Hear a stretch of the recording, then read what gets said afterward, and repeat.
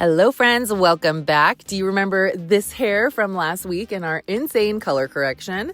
Well, this is what she came back with 15 weeks later. Look at how vibrant that pink still is. Definitely got to take care of some stuff in those mid to ends, but this is what we came up with on our second appointment. Oh, the mid to ends are so much lighter. It is perfect. I was so happy. We only needed 2 sessions to get this absolutely perfect. So let's get into how I did it. So here is our new growth, and you can totally see that those mid to ends still have that darker, like level 8, some parts level 7, and then we have that beautiful blonde on that pink top part that we had no problem lifting. So first, as always, I'm going to get her prepped up with some water and then K18. Once again, the water just helps open up that cuticle so that the K18 can work through. And then I am just really spraying that around because we want to protect her hair through all of this lightening and make sure that it stays super healthy because look at how long and beautiful it is. So I'm going to get her split up into 4 quadrants now. And I know that some people are going to ask why I chose to not use foils and do a platinum retouch instead when she has this much regrowth. And that is because I know her hair now. So if she was a brand new client, I probably wouldn't do this, but I've already lifted her before and I saw how easily her hair lifts to platinum. So it may look like she has thick hair, but her hair is actually fine. It's just really dense. So she's got really dense, fine, curly hair.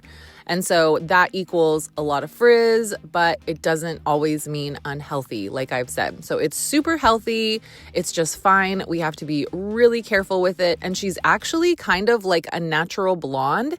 I know it might look brown, but when you really look at her hair color, she's about like a level 6, maybe a 5, her natural, because that thing lifts straight to blonde amazingly.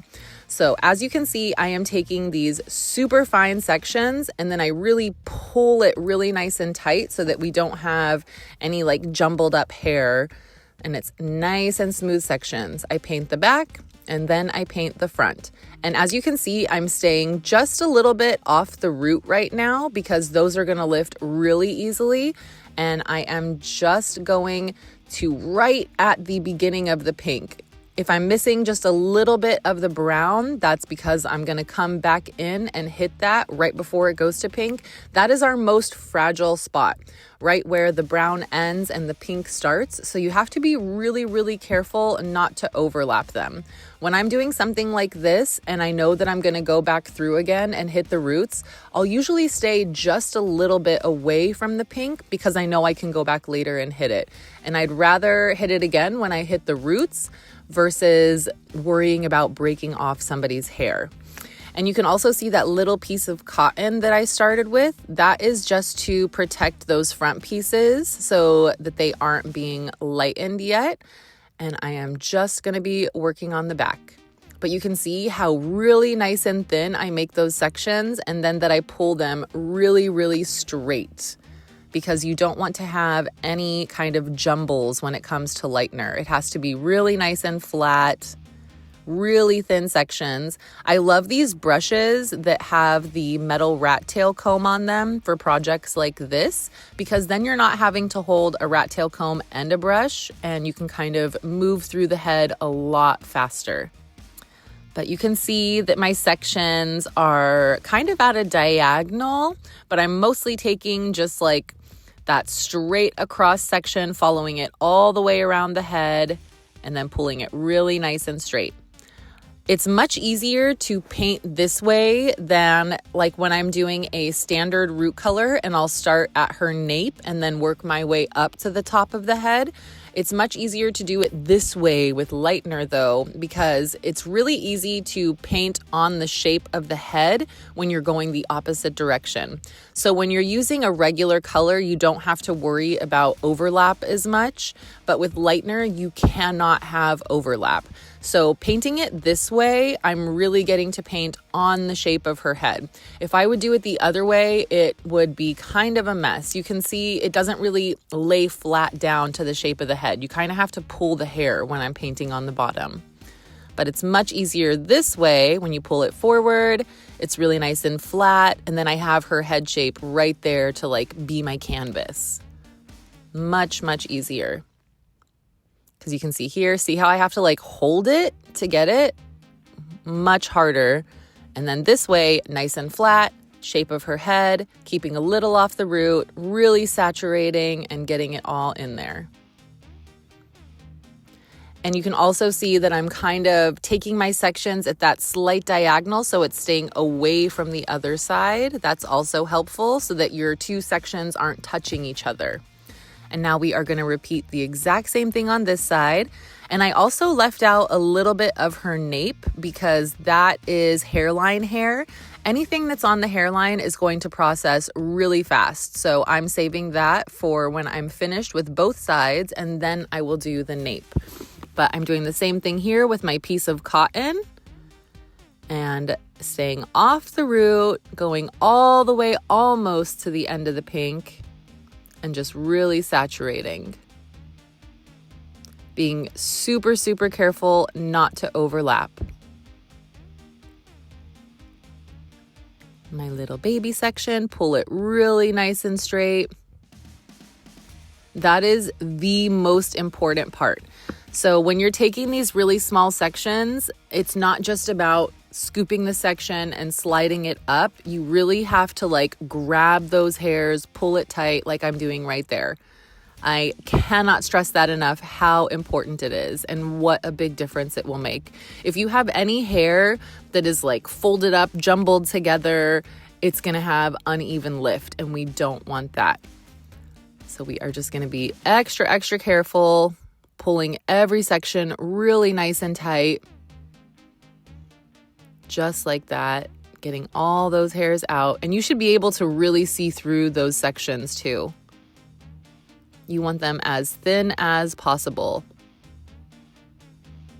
Beautiful. And we are just going to follow this all the way around, just like the other side.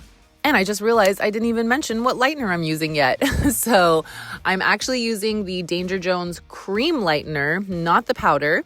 So the cream lightener is much better for on the scalp applications like this.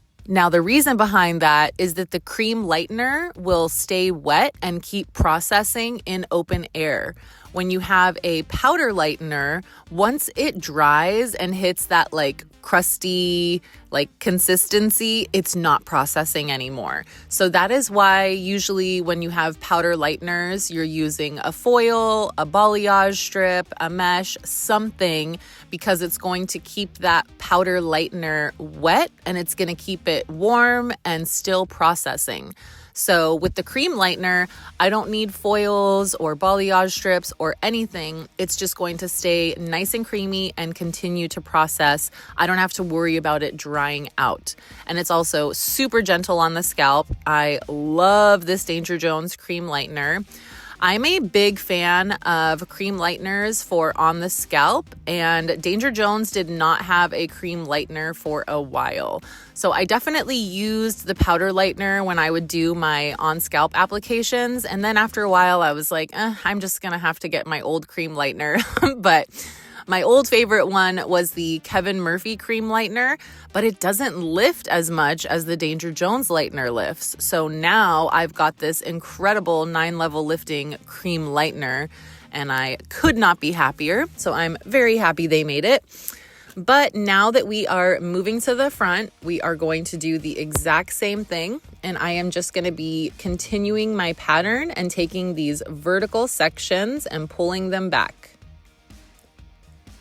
Right there.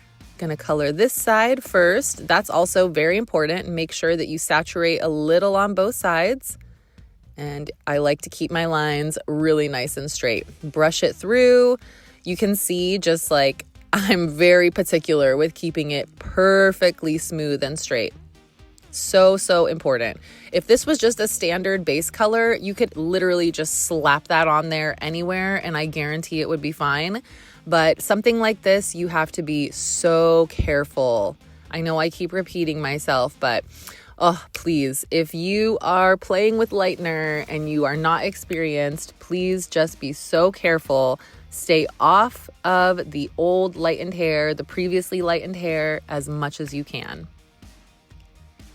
But you can see I kind of left that hairline for the end, just like I did at the bottom, because these front pieces are going to process a lot faster. So I matched up both sides and then came back for the hairline.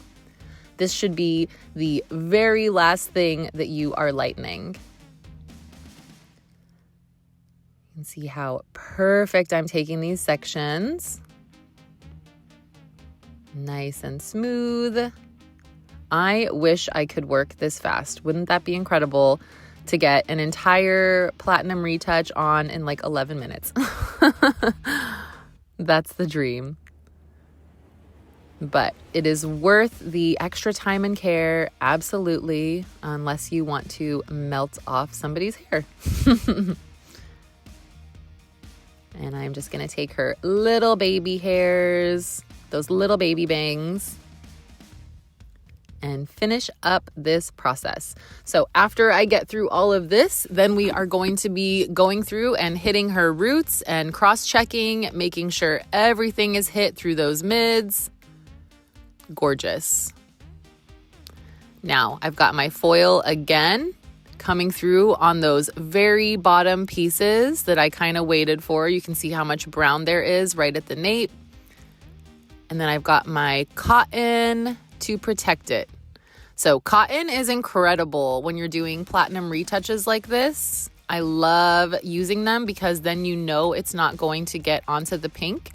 And this is those parts that I was talking about where if you wanted to leave a little space in between your blonde and your pink, or your brown and your pink rather, because you can come back right now with your cotton and really make sure that you're tapping all the way to the end of the virgin hair and not overlapping. But now we are going to do basically the exact same thing, except we are going to go through and hit those roots. Now that I have her base all colored, the bottom of the hairline, I don't know why I said base, her nape is all lightened. We've got our cotton and we're going to do the same thing. I'm laying a new piece of cotton exactly where I did the first time and taking my exact same sections, pulling everything forward, and I'm tapping the roots this time. And then if I need to get anything in between our brown, blonde, whatever you want to call it, the new growth, and our pink, that's where I'm also going to be using the cotton and separating it. Because once again, I know I keep repeating it, but you have to be so careful to stay off the previously lightened hair unless you want to have like a clump of hair in your sink. And not on your client's head. And trust me, you don't want that. But you can already see how beautifully this lightener is lifting her hair. And I didn't wait after I finished the front. I just came right back here after I finished to continue our root color. Because like I said, she lifts really fast. So we are going to get to blonde real quickly. Taking my nice sections, hitting those roots, hitting that little bit right before the pink, and making sure everything is perfectly saturated. Fairly easy, right guys? Just keep those sections small, nice and tight when you pull it up. No hair chunked together, nice and smooth, and you cannot go wrong. I'm telling you, if you don't do your platinum retouches backwards like this, where you're pulling the hair up instead of going down, it is like game changer. I promise it is going to change your platinum retouches if you do them backwards like this. Really nice and thin. And painting it up. But you can already see just how gorgeous her blonde is going to be. Love it. And yeah, after we finish all of this, then I'm going to do a wet balayage on those mids to ends. Cover those roots first and taking my super fine sections. Look at that blonde. It's already lifting so nicely. And then of course I did the Meg thing and stood in front of the camera a lot. So I tried to keep in all the parts where I wasn't standing directly in front of the camera, but luckily I moved. And now we are just going through. Love it. Use my cotton. You'll see a lot of little pieces of cotton anywhere where I really need to hit that spot in between where it goes from brown or blonde to pink. But you can already see how beautiful that lift is right there, hitting all those roots. I've got my cotton protecting the old blonde and just making our way through the head. Also pretty sure that I forgot to say that I was using 10 volume developer when I started, and now that I'm coming through and hitting the roots and also the very end right before it hits that pink, I'm using 20 volume. So I always like to start a little lower and then move it up as I'm making my way through, because then I know that the whole head is going to kind of process together at the same time.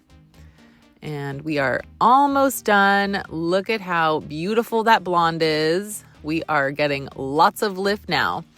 And we are just going to make our way to the front. Look at that blonde. See how gorgeous she lifts? Like so easily. It's crazy. Also, the Danger Jones cream lightener is amazing. So there's that. But we are going to take our really, really, really fine sections, get those roots, get anything that still looks brown right before our pink, and really saturate.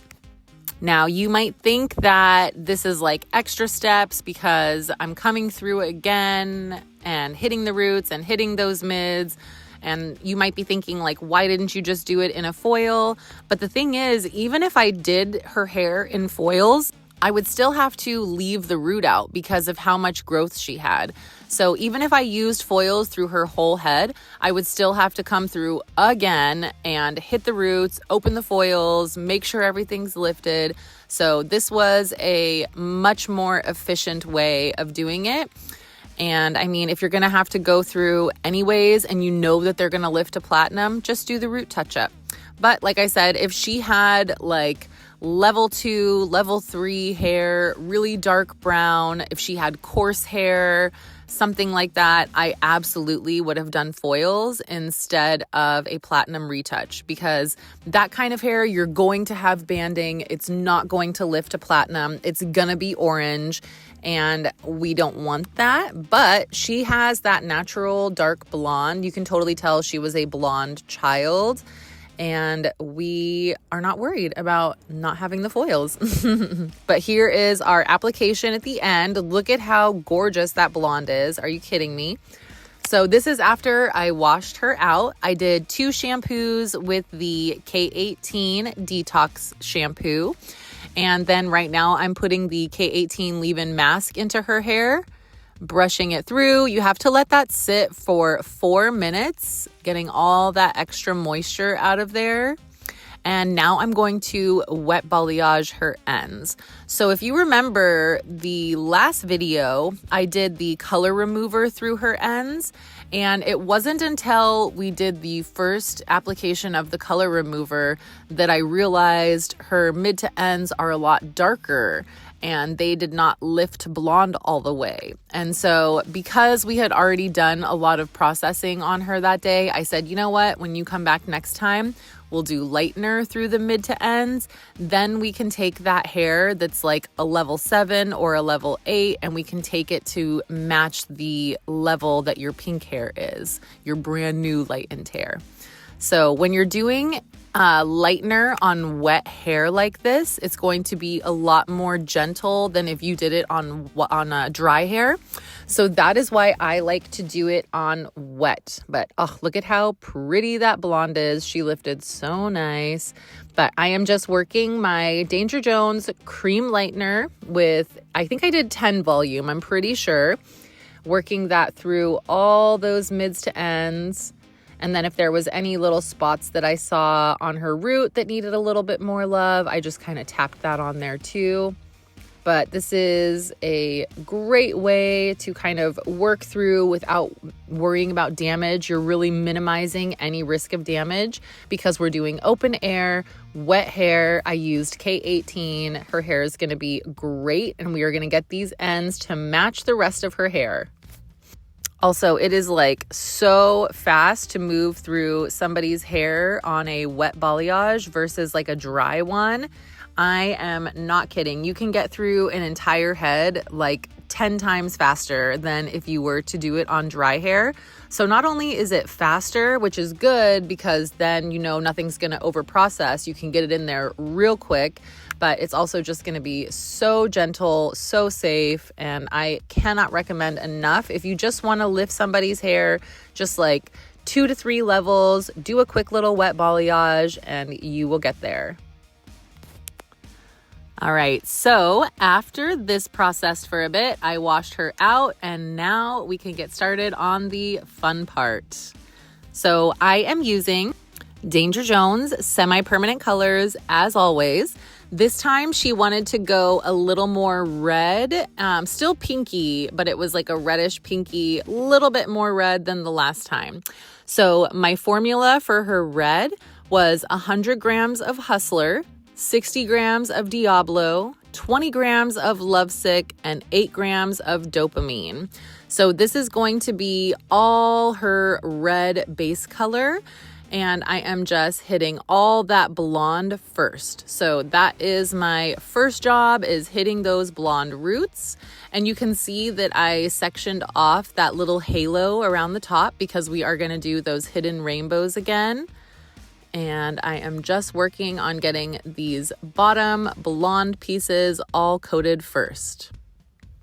Now, the other difference that we did was instead of just straight neon colors, we did more like primary rainbow colors. I wanted them to be a little like brighter, like deeper, not so pastel neon. So for her red, I used Checkmate and Diablo. For the orange, it was Burnout and Hotwire. There we go. Yellow was Star Rider with a little bit of Ray Gun. The green is Adrenaline with a drop of Oblivion. Our blue is Solitude with just a drop of Masquerade. I love to do that just so that I really get that true blue color. If you do a blue, sometimes it can kind of look teal.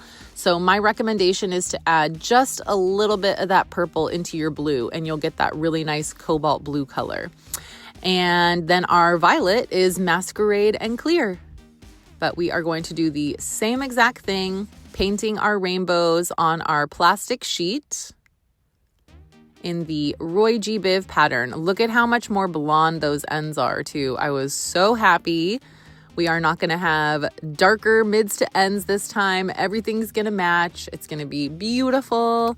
I was honestly so honored that she came back and wanted to do the same exact thing because she did not pick out this color. When she was my model, it was like, hey, I'm doing a subtle rainbow class. I'm thinking like hidden rainbows around your crown. And then we did the like burgundy, and for her to come back and say she wanted basically the exact same thing and we just shifted the red slightly to try something new, that was like the best compliment I could ask for.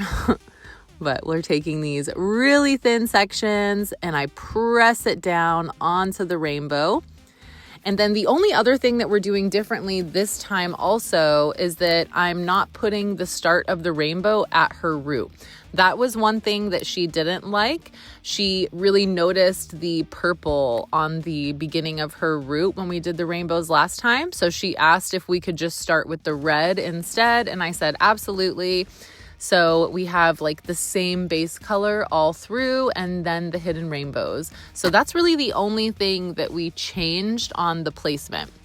But you'll find that with every client, they're going to have preferences. That's why whenever I'm doing like multicolors or rainbows, I'll always ask them what color they want to start with. Like, what do you like to see by your face? Because that's the one that they're going to see the most. So even though the last time she was a model, she didn't know that the rainbow starting with a purple was going to like bother her. Not bother, but she didn't like it as much as if it would have just been a red at the root. So that is why we changed it. And as you work with these Vivids, you'll find that every client is going to have personal preferences and you just got to make it work for them. But I'm going to speed it up now because I think we all know how to paint the rainbows by now using my same plastic sheets. Also, thank you so much.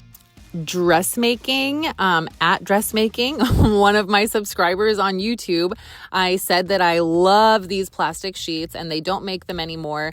And she told me about acetate cake cake collar rolls, and I am absolutely going to buy those as soon as this pack runs out instead of scouring eBay for like $40 sheets. So thank you so much for telling me about that, because as soon as you commented that, I was like, oh my gosh, I've absolutely seen that on TikTok before and I just didn't even think about it.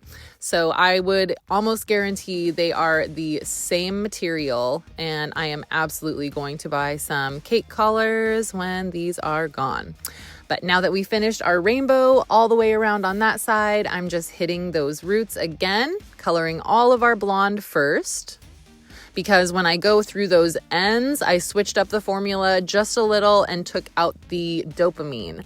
So dopamine is the black, so it just deepened the color slightly. So that color that I'm putting onto the roots is going to be just a little bit deeper on that fresh blonde than it's going to be on those mids to ends.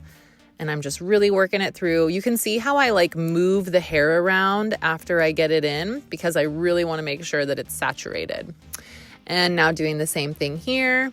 So you can see how it starts with the red. Now I totally get how having that little purple line right there was probably like, meh, I don't want it.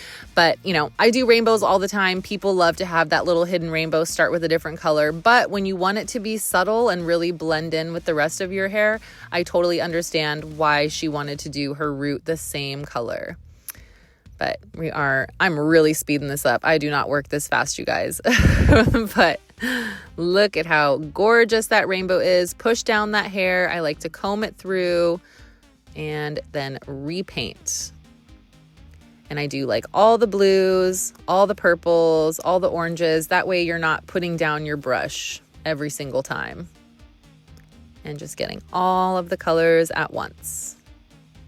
And I'm sure that you'll notice near the top where I was painting the yellow and her hair was still pretty pink. And you're like, is that even going to show? It actually is, amazingly. This Danger Jones semi-permanent color is so strong. And right here you can see I'm rubbing my rainbows to make sure it's nice and blended and beautiful.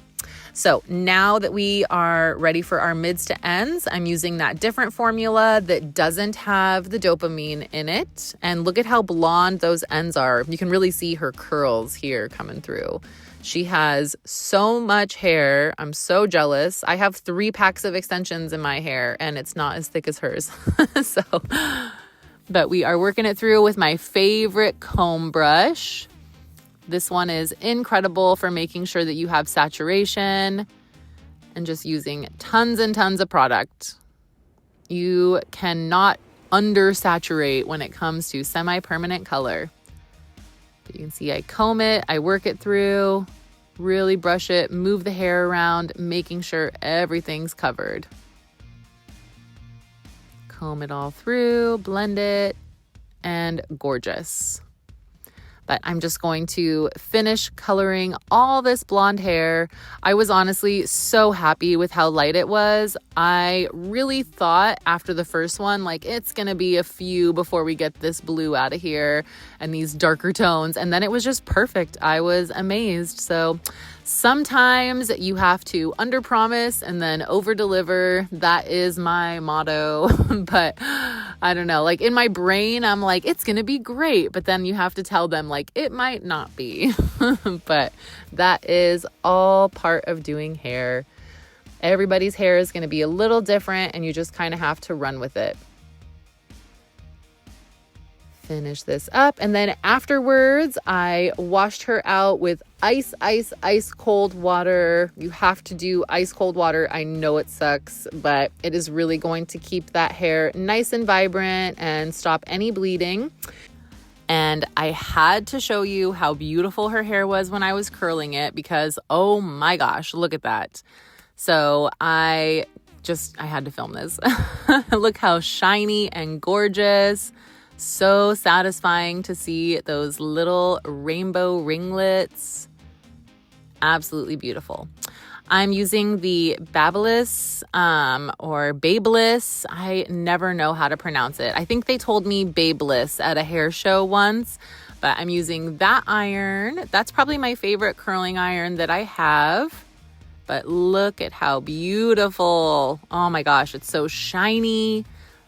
Look at that rainbow coming down. Is there anything more satisfying than seeing a rainbow in a curling iron? I mean, come on, look at that. Just beautiful. Gorge. And after I finish her off, this is the Leaf and Flower CBD Phytomolecular Oil. This oil smells so good. It's 1000% the best smelling product that I have. And I love it for like frizzy, thick hair like this. It just makes it so soft and shiny, and it smells incredible. I mean, look at that. It is so beautiful. Can you believe that is the same hair? Working all that oil through. Here is our finished product. Oh, I am just obsessed. Okay, now we can go back to the long way, and here is our after. It's incredible. Absolutely gorgeous. Can you believe where we started at that last video and where we are now? Just amazing. And it's so healthy still, so shiny. Here's the half up. Oh my gosh, with the bow. Like, are you kidding me? Look at those beautiful rainbows. See how we can still see the yellow in there, even though it was really pink on top. Beautiful. And here is our gorgeous model with her subtle rainbow hair. I accidentally filmed this in slow-mo and I did not mean to, but it is giving. Like, look at how perfect that came out. I am so bad with technology and I do stuff like this all the time where I don't realize I'm in like time lapse or slow-mo, but this was like perfect. Totally not mad at myself for not realizing I was in slow-mo. I mean, look at that bounce. Are you kidding?